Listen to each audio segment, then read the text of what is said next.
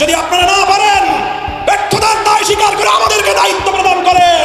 আমরা হরমুজ প্রণালী থেকে বাংলাদেশের তেলবাহী জাহাজ মুক্ত করে বাংলাদেশের জ্বালানি সংকট নিরসনের ভূমিকা পালন করতে প্রস্তুত রয়েছে। আন্তর্জাতিক ভূ রাজনীতির জটিল সমীকরণে মাঝে মাঝে এমন কিছু নাটকীয় ঘটনা ঘটে যা একটি দেশের প্রচলিত শাসন ব্যবস্থা এবং দীর্ঘদিনের কূটনৈতিক প্রথাকে পুরোপুরি চ্যালেঞ্জ করে বসে। বর্তমানে বাংলাদেশের রাজনৈতিক আকাশে যেন এক অদ্ভুত বিষণ্ণতার মেঘ জমেছে। বিশ্লেষকরা বলছেন, বর্তমান সরকারকে যেন এক পুরানো ভূত তাড়া করছে, আর সেটি হলো শেখ হাসিনার সেই দম্ভের ভূত। যে ভূত একসময় হাসিনাকে প্ররোচিত করত জনগণকে তুচ্ছ জ্ঞান করতে, আজ যেন সেই একই ভূত বর্তমান বড় রাজনৈতিক দলগুলোর ঘাড়ের ওপর সওয়ার হয়েছে। কিন্তু যখন রাষ্ট্রযন্ত্র এবং বড় দলগুলো কূটনীতিতে ব্যর্থ, ঠিক তখনই প্রথাগত ক্ষমতার বাইরে থেকে এক অভাবনীয় ম্যাজিক দেখিয়ে দিলেন মাওলানা মামুনুল হক, যা দেখে আজ হতবাক বিএনপি, জামায়াত সহ পুরো বাংলাদেশ। পুরো বিশ্বের অন্তত 20% জ্বালানি সরবরাহ নিশ্চিত করে অত্যন্ত গুরুত্বপূর্ণ হরমুজ প্রণালী। বর্তমানে মধ্যপ্রাচ্যে ইসরায়েল এবং আমেরিকার আগ্রাসনের ফলে এই সমুদ্রপথটি কার্যত একটি জ্বলন্ত রণক্ষেত্রে পরিণত হয়েছে। আর এই বৈশ্বিক উত্তাপের আজ সরাসরি এসে লেগেছে আমাদের বাংলাদেশে। আমাদের জ্বালানি, তেল আর সারের জাহাজগুলো আটকে থাকায় কৃষি এবং বিদ্যুৎ খাত এক চরম বিপর্যয়ের মুখে দাঁড়িয়েছিল। এমনকি ইরানের হাতে আমাদের বাংলার জয়যাত্রা নামক জাহাজটিও আটকা পড়ে যায়।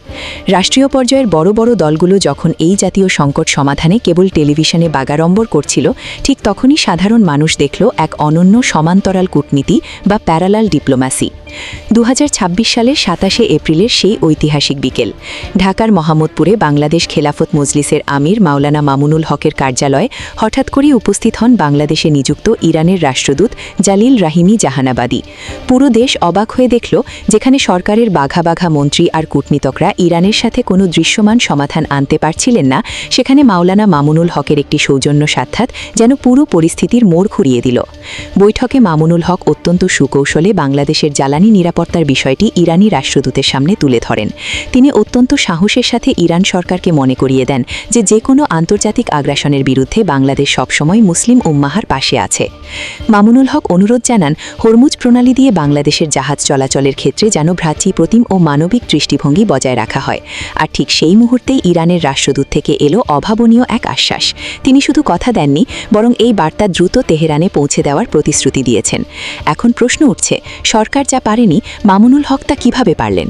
এর উত্তর লুকিয়ে আছে তার আদর্শিক অবস্থানে। ইরান মাওলানা মামুনুল হকের কথা গুরুত্ব দিয়ে শুনেছে, কারণ তিনি ইরানের ওপর চলা এই অন্যায় আগ্রাসনকে উম্মাহার বিরুদ্ধে কুফুরি শক্তির আক্রমণ হিসাবে স্পষ্টভাবে আখ্যা দিয়েছেন। যেখানে বিএনপি বা অন্যান্য দলগুলো নিজেদের সামর্থ্য জাহির করতে ব্যস্ত, সেখানে মামুনুল হক নিঃশব্দে দেশের মানুষের জন্য জ্বালানি নিরাপত্তার পথ প্রশস্ত করেছেন। আজকের এই ঘটনা প্রমাণ করে, প্রকৃত রাজনীতি মানে সংকটের দিনে মানুষের পাশে দাঁড়ানো, কেবল ক্ষমতা ভোগ করা নয়। মাওলানা মামুনুল হকের এই সাহসী পদক্ষেপ বাংলাদেশের ইতিহাসে একটি নতুন মাইল ফলক হয়ে থাকবে। প্রিয় দর্শক, আপনাদের কি মনে হয়, মাওলানা মামুনুল হকের এই ব্যক্তিগত কূটনীতি কি পারবে বাংলাদেশের জ্বালানি সংকট পুরোপুরি মেটাতে? আপনাদের মূল্যবান মতামত অবশ্যই কমেন্টে জানান। ভিডিওটি ভালো লাগলে শেয়ার করতে ভুলবেন না। রাজনীতির এমন সব চাঞ্চল্যকর খবরের জন্য আমাদের সাথেই থাকুন। ধন্যবাদ।